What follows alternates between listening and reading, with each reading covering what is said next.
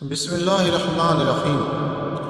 حضرت ابو سعید خدری رضی اللہ عنہ سے روایت ہے کہ رسول اللہ صلی اللہ علیہ وسلم عید الاضحیٰ اور عید الفطر کے دن تشریف لاتے تو نماز سے آغاز فرماتے، اور جب اپنی نماز پڑھ لیتے اور سلام پھیرتے تو کھڑے ہو جاتے، لوگوں کی طرف رخ فرماتے جبکہ لوگ اپنی نماز پڑھنے کی جگہ میں بیٹھے رہتے۔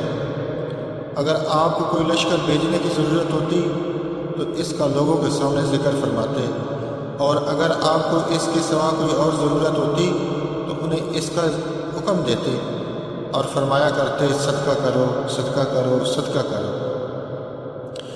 زیادہ صدقے عورتیں دیا کرتی تھیں، پھر آپ واپس ہو جاتے اور یہی معمول چلتا رہا حتیٰ کہ مروان بن حکم کا دور آ گیا۔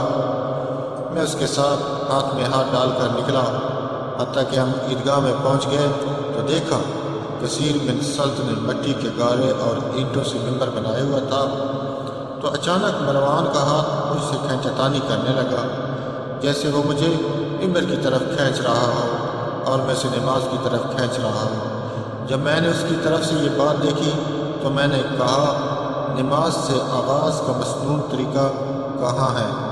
اس نے کہا، اے ابو سعید، نہیں، جو آپ جانتے ہیں اسے ترک کر دیا گیا ہے۔ میں نے کہا، ہرگز نہیں، اس ذات کی قسم جس کے ہاتھ میں میری جان ہے، جو میں جانتا ہوں تم لوگ اس سے بہتر طریقہ نہیں لا سکتے۔